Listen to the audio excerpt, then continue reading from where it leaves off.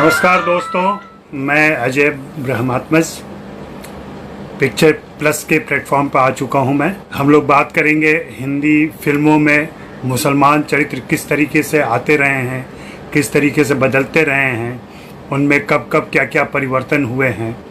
Historical perspective में अगर मैं देखना शुरू करूं तो हिंदी फिल्मों को लेकर के एक अजीब सी धारणा और एक विचित्र सी धारणा बनी हुई है। ख़ास करके जब भी हम मुस्लिम चरित्रों की बातें करते हैं, इवन समाज में भी जब हम मुसलमानों की बात करते हैं तो हमारी पूर्व धारणाएं काम करती रहती हैं। हमारी जब मैं कह रहा हूं तो हमारी से मतलब मेरा मुख्य रूप से बहुसंख्यक हिंदू दर्शक या हिंदू समाज से है। हाँ, इसमें मैं उन्हें नहीं शामिल कर रहा हूं जो मुस्लिम समुदाय से आते हैं या खुद मुस्लिम हैं, जो इनसाइडर हैं। हमने पिछले कुछ सालों में, पिछले कुछ दशकों में मुसलमानों को दूसरे के तौर पर देखना शुरू कर दिया है। हमारे लिए अब वे हो गए हैं, वो हो गए हैं और उनको हम संबोधित करके बात करते हैं। फिलहाल मैं बातें करूंगा हिंदी फिल्मों के संदर्भ में, और हिंदी फिल्मों के संदर्भ में जब भी मुस्लिम किरदारों की बात आती है तो हमें मुग़लों की याद आती है, महलों की याद आती है, मेहराबों की याद आती है, मीनारों की बात याद आती है, मुशायरे याद आते हैं, मुजरा याद आता है, यही सारी चीज़ें याद आती हैं। सब म से हैं। हम इनसे बाहर जाकर के एक सामान्य नागरिक के तौर पर, एक पड़ोसी नागरिक के तौर पर उनके बारे में, मुस्लिम किरदारों के बारे में सोच ही नहीं पाते हैं। हालांकि वी शांताराम ने बहुत पहले पड़ोसी नाम से एक फिल्म बनाई थी, उसमें मुसलमान किरदार को जिस तरीके से पेश किया था वह भी हम भूल चुके हैं। हिंदी फिल्मों की बात करें तो इसके शुरुआती दिनों से ही मूक सिनेमा का पीरियड है, उस समय भी काफ़ी सारी फिल्में बनी हैं मुस्लिम परिवेश की, मुस्लिम किरदारों की, मुस्लिम कहानियों की, मुस्लिम परिवेश से आने वाली कहानियों की। फिर दूसरा दौर शुरू होता है जब फिल्मों में आवाज़ आ गई, उस समय से लेके 47 तक। जी हाँ, 47 तक मैं इसलिए काउंट कर रहा हूँ कि 47 में भारत पाकिस्तान के विभाजन के बाद दर्शकों की सोच में एक बहुत बड़ा परिवर्तन आया, फिल्मकारों की भी सोच में एक बहुत बड़ा परिवर्तन आया, और वहाँ से चीज़ें बदली, परसेप्शन बदला, फिल्मों में उनको प्रेजेंट करने का तरीका बदला, उनकी कहानियाँ बदली, मुस्लिम चरित्रों की कहानियाँ बदली, और हम लगातार उसको देखते आ रहे हैं। फिर उसके बाद एक बड़ी घटना घटती है 1965 की लड़ाई और 1971 की लड़ाई। 1971 की लड़ाई से ज़्यादा 1965 की भारत पाकिस्तान की लड़ाई एक महत्वपूर्ण हिस्टोरिकल पल है, जहाँ से मुसलमानों का परसेप्शन और ज़्यादा बदलता है और हम देखना शुरू करते हैं उनको फिर एक अलग आईने में, एक अलग नज़रिए से। 71 के बाद का पीरियड अगर चले तो हम चलते आ रहे हैं, और फिर देश में सांप्रदायिकता के उभार के बाद फिल्मों पर भी उसका असर हुआ। जो लोग मानते हैं कि सिनेमा और समाज का सीधा संबंध है, समाज में जो उथल पुथल हो रहा है वो देर सवेर फिल्मों में आता ही आता है। इस दौर में एक बहुत महत्वपूर्ण फिल्म आती है रोज़ा। मणिरत्नम बड़े फिल्म मेकर हैं, लेकिन उन्होंने मुसलमानों का परसेप्शन इस तरीके से बदला कि बाद के फिर उनकी फिल्म में संदर्भ था उसका, और जिस संदर्भ में उन्होंने पेश किया था उसको तार्किक तरीके से पेश किया था, लेकिन इमेजेस वहाँ से लोगों ने ले लिया, सिंबलिज्म वहाँ से ले लिया, ड्रेस कोड वहाँ से ले लिए, और फिर बाद की फिल्मों में हम देखते हैं कि मुसलमान किरदार हमेशा ज़्यादातर आतंकवादी के रूप में दिखाई पड़ता है, विलेन के तौर पर दिखाई देता है, खलनायक के तौर पर दिखाई देता है। और यह वह दौर है जब देश में आतंकवाद बढ़ रहा था, मुंबई में दंगे फसाद हुए। उस दंगे फसाद के बाद से बहुत सारी चीज़ें बदली और मुसलमानों के बारे में हमारा परसेप्शन और ज़्यादा बदल गया, और ज़्यादा बदला, और हिंदी फिल्मों ने उनको देखने का नज़रिया भी उनको मुख्य रूप से अब खलनायक साबित कर दिया और खलनायक के तौर पर ही पेश करते रहे हैं। एक लंबे समय तक जो एक गाना गाया जाता था हिंदी फिल्मों का कि ना हिंदू बनेगा ना मुसलमान बनेगा, इंसान की औलाद है इंसान बनेगा, यह इंसान अब हिंदू मुस्लिम पहचान के साथ फिल्मों में खूब मजबूती के साथ आने लगा और उस पर ज़्यादा फोकस होने लगा। लेकिन सब कुछ इतना अवसाद और उदास और स्याह नहीं है। इसमें भी कुछ फिल्म मेकर ऐसे हैं और रहे हैं, अभी भी काम कर रहे हैं, जिन्होंने सांप्रदायिक सौहार्द से लेकर के गंगा जमनी तहजीब, मुसलमानों की पहचान, मुसलमानों की आइडेंटिटी, भारतीय मुसलमानों की खास पहचान को लेकर के फिल्में बनाते रहे हैं। हाल फिलहाल में हमने अनुभव सिन्हा की फिल्म मुल्क देखी है। मुल्क फिल्म की अपनी अंदरूनी दिक्कतें हैं जिस पर हम बाद में बात कर सकते हैं। अब मैं पीरियड वाइज बात करता चलूं तो मूक सिनेमा के दौर में जो भी मुसलमान किरदार या मुसलमान परिवेश की कहानियां आ रही थी, उनमें ज़्यादातर कहानियां कह लें कि मध्य पूर्व से आई हुई किस्सों अफसानों की कहानियां थीं, जिन्हें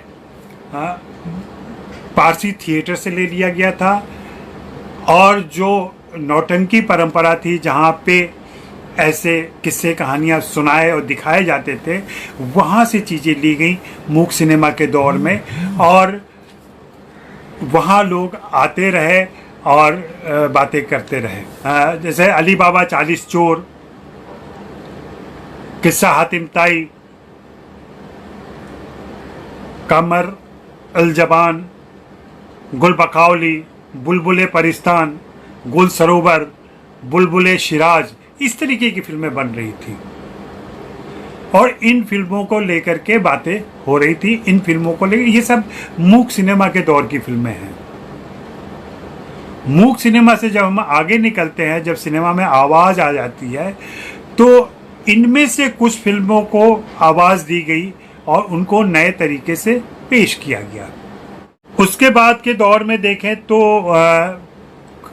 कुछ फिल्में ऐसी आईं जिनमें हूरों की चर्चा होती थी, जैसे हूरे मिस्र, हूरे अरब, उसके अलावा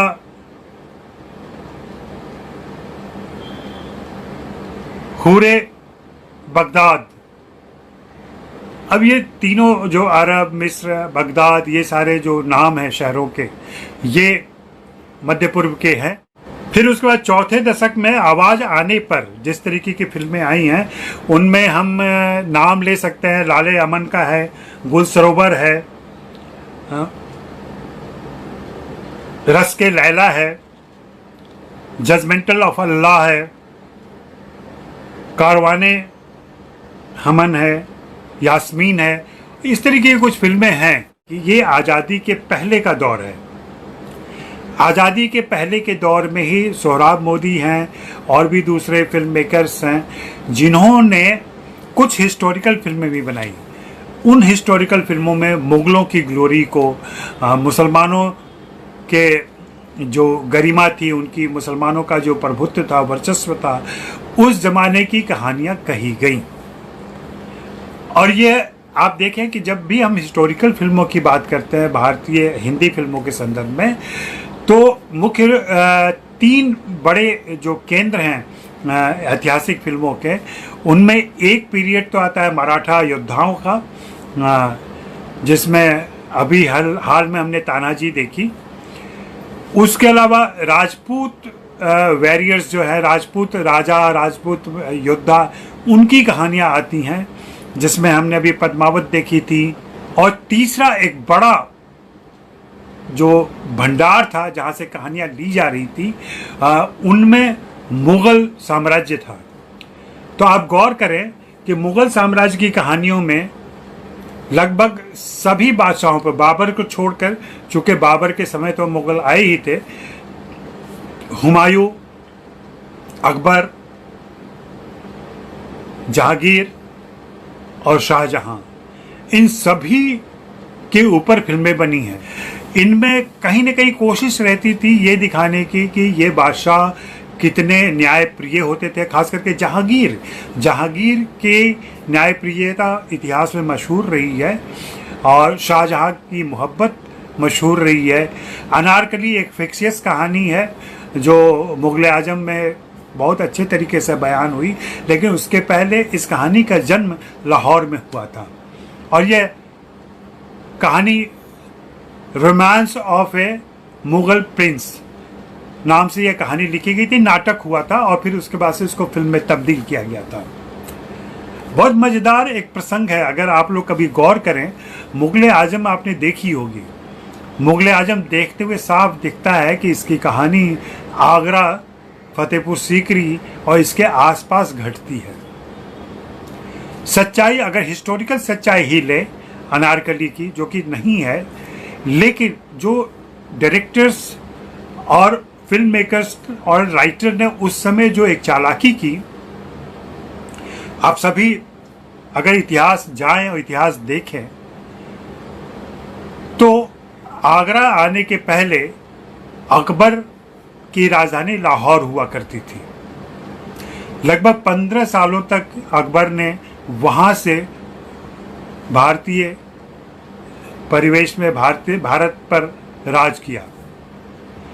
तो मुझे लगता है कि जो अकबर और सलीम के बीच की तनातनी थी, अनारकली का जो प्रेम था, यह घटना निश्चित रूप से लाहौर में ही घटी होगी, अगर हिस्टोरिकल पर्सपेक्टिव में उसको रखने की हम कोशिश करें तो। लेकिन चूंकि फिल्म आज़ादी के बाद बन रही थी और लाहौर को उस तरीके से दिखाना मुमकिन नहीं था, फिल्म की कहानी को भी लाहौर नहीं ले जाया जा सकता था, इसलिए उसको आगरे में तब्दील कर दिया गया और पूरा परिवेश आगरा का आ गया। यह बहुत कह लें कि बहुत छोटी सी बात है, लेकिन बहुत ही महत्वपूर्ण बात है और यह इस बात को कहीं न कहीं जाहिर करता है कि हिंदी सिनेमा मुख्य रूप से बहुसंख्यक हिंदू दर्शकों को संतुष्ट करने के लिए, उनके मनोरंजन के लिए बनाया जाता रहा है। इसलिए इस तरीके के परिवर्तन और इस तरीके के चित्रण पर ध्यान दिया जाता रहा है। लेकिन अभी मैं आज़ादी के बाद के पीरियड से पहले, आज़ादी के पहले की कुछ बातें कर रहा था। मैं आज़ादी के पहले पुकार जैसी फिल्म आती है, हुमायूं, अकबर, शाहजहां, जहांगीर की ज़िंदगी, नूरजहां बहुत मशहूर किरदार है हिंदी फिल्मों के लिए। नूरजहां की कहानियों पर फिल्में बनी हैं। अब मैं अगर आज़ादी के बाद के पीरियड पर आऊँ तो आज़ादी के बाद के पीरियड में एक फिल्म आती है मिर्ज़ा गालिब, जो बहादुर शाह जफ़र के समय की कहानी है। उसके अलावा आती है मुग़ल आज़म। ये दो बड़ी फिल्में आती हैं और इसी दौर में दो और जानर की फिल्में मुस्लिम परिवेश पर आरंभ हो जाती हैं, शुरू हो जाती हैं। एक तो हम जिसका बड़े प्यार और अदब से नाम लेते हैं वह है मुस्लिम सोशल फिल्में, जैसे मेरे महबूब है, जैसे नज़्मा है, जैसे चौदहवीं का चांद है। इस तरीके की फिल्में बहुत सारी फिल्में आई और इसमें ज़्यादातर लखनऊ, अवध का बैकड्रॉप होता था, थोड़ा बहुत दिल्ली का बैकड्रॉप होता था। इनकी कहानियाँ मुस्लिम सोशल में मुस्लिम परिवारों की कहानियाँ होती थी, जो परिवार कह लें कि नवाबी परिवार से टूट करके, ज़मींदारी से निकल करके अब 20वीं सदी में नए समाज में प्रवेश कर रहे थे। उनके बीच जो द्वंद्व चल रहा था, उनके बीच जो दिक्कतें चल रही थी, उनको लेकर के वो फिल्में बनती थी। एक और परंपरा इसी दौर में विकसित होती है, जिसके अंतर्गत हम पाकीज़ा देखते हैं, बाद में उमराव जान देखते हैं और बाद में बहुत ही चालू किस्म की तवायफ देखते हैं। इन फिल्मों में तवायफ़ों को लेकर के फिल्में बनी हैं। तवायफ़ें और कोठे वालियाँ तो हिंदी फिल्मों में आती रही हैं, सामान्य फिल्मों में भी आती रही हैं और विशेष फिल्मों में भी आती रही हैं, जॉनर वाइज भी आती रही हैं। इन फिल्मों को भी देखने और समझने की ज़रूरत है। इनको भी हिस्टोरिकल पर्सपेक्टिव में बातें की जा सकती हैं, जिनको देखा जाना चाहिए। चीज़ें बदलती हैं, खास करके जैसा कि मैंने पहले कहा, रोज़ा के बाद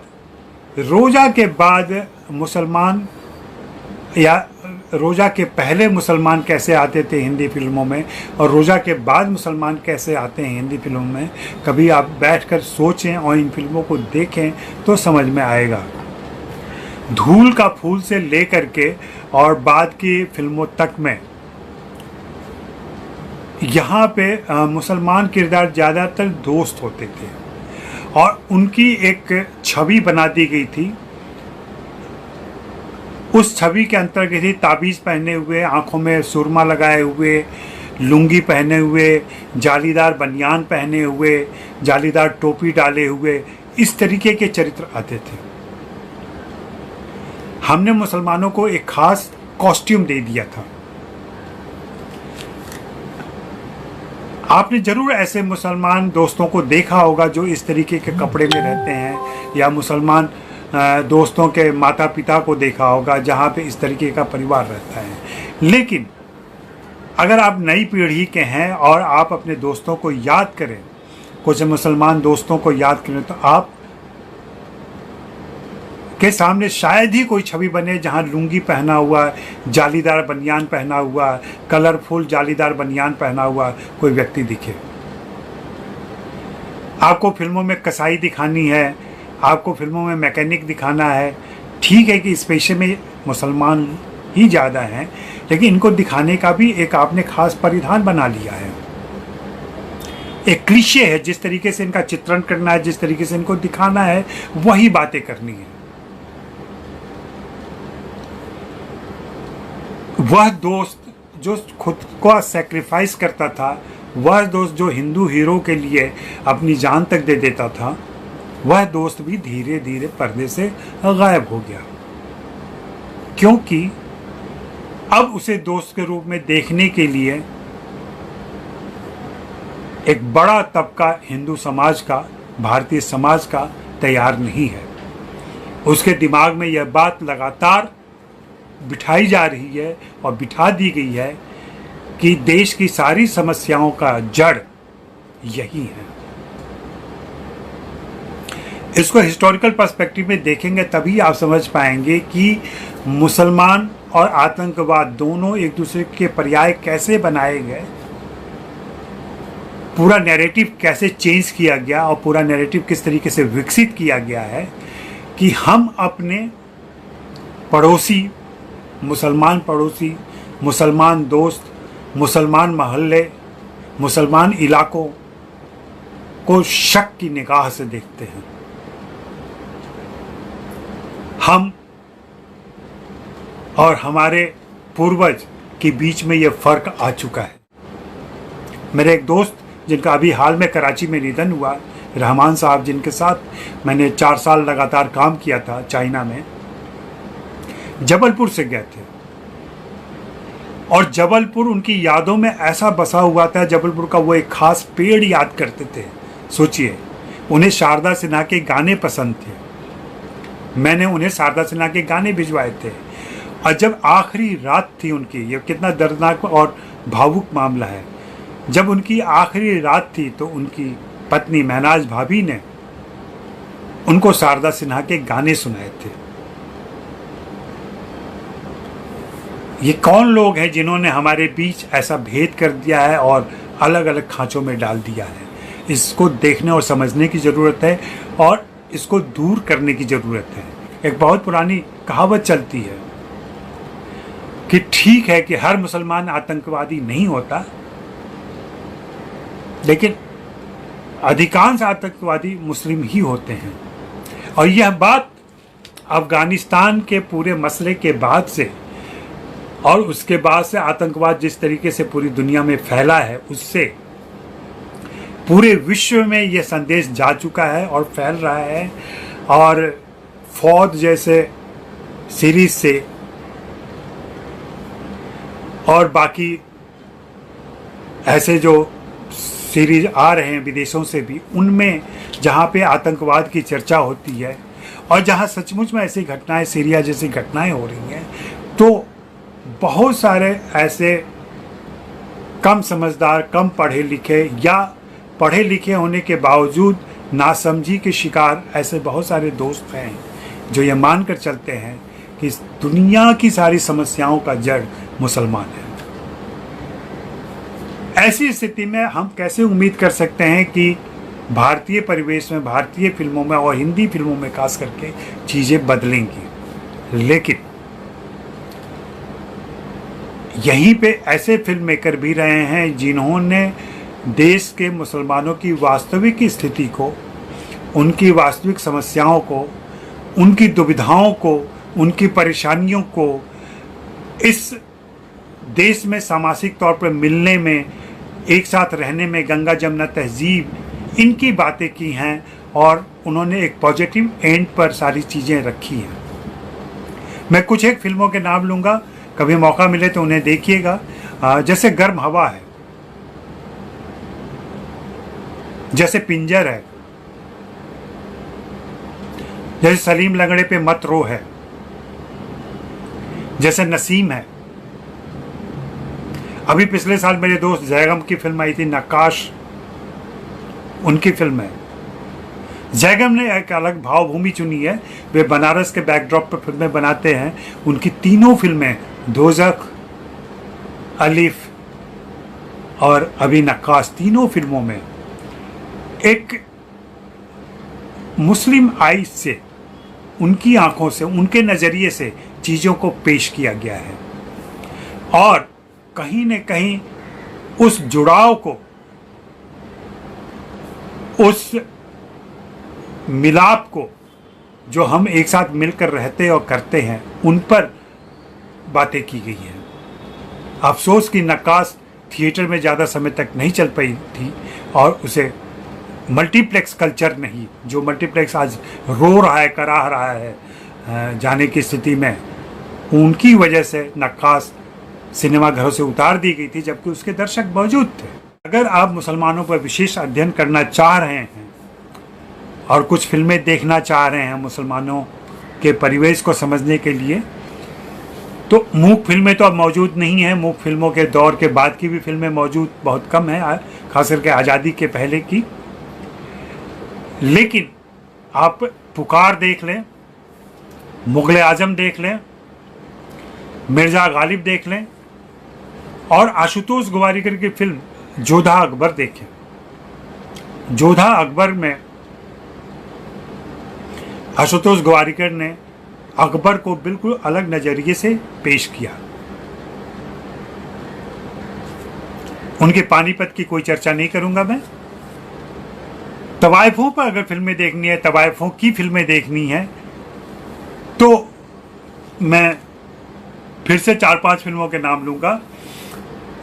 पाकिज़ा है, दोनों उमराव जान, एक अभिषेक ऐश्वर्या के उमराव जान और एक मुजफ्फर अली जिसमें रेखा ने काम किया था, वो उमराव जान, दोनों उमराव जान देखें। इसके अलावा सरदारी बेगम, जिसे श्याम बेनेगल ने निर्देशित किया था और खालिद मोहम्मद ने लिखा था, सरदारी बेगम देखें। और तवायफ भी देखें आप। इनके अलावा अगर मौका मिले तो तवाइफों पर जिन लोगों ने काम किया है उनकी किताबें पढ़ें आप, तो इस बैकड्रॉप को आप बहुत बेहतर तरीके से समझ पाएंगे। मुस्लिम सोशल की बात करें तो मेरा सजेशन होगा जो देखने का, वो है नज़्मा, 14वीं का चांद, मेरे महबूब, नसीम, ये फिल्में आप ज़रूर देखें। और जिसकी बात मैं आखिरी में कर रहा था और जिसकी चर्चा विशेष तौर पर करना चाह रहा था और जिन्हें देखना बहुत ज़रूरी है, वो हैं दोज़ख, अलिफ, नक्काश, गर्म हवा, सलीम लंगड़े पे मत रो, नसीम, मम्मो और फिज़ा, जिसे खालिद मोहम्मद ने लिखा और निर्देशित किया था। तो यह एक नज़रिया था मेरा, और यह एक ऐतिहासिक पृष्ठभूमि में हिंदी फिल्मों में मुस्लिम चरित्रों को देखने का तरीका था मेरा। ज़रूरी नहीं है कि आप मुझसे सहमत हों, और यह भी ज़रूरी नहीं है कि असहमत हों। अगर कुछ बातें अच्छी लगी हों, कुछ आप टेक ले सकें यहाँ से, तो बहुत अच्छी बात होगी, और फिर हम लोग मिलेंगे, बातें करेंगे। शुक्रिया, मेहरबानी, धन्यवाद।